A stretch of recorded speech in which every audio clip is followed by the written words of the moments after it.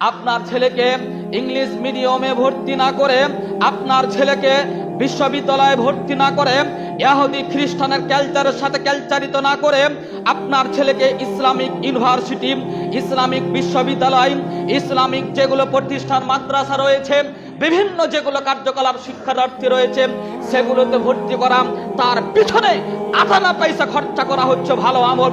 ইউনিভার্সিটিতে ইহুদি খ্রিস্টানের শিষ্টাচার যেখানে হয় সেখানে কোটি কোটি টাকা খরচা করেও ভালো আমল নাই।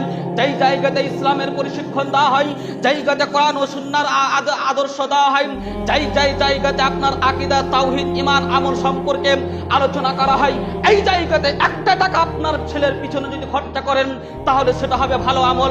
আপনার ছেলেকে বাড়ি থেকে মাদ্রাসা যাওয়া পর্যন্ত যতটা কদম হাঁটবে সবই হবে ভালো আমল। আপনার ছেলেকে জামা কিনে দিবেন, মাদ্রাসা পাঠাবার জন্য পাঞ্জাবি, জুব্বা, টুপি, এগুলো হবে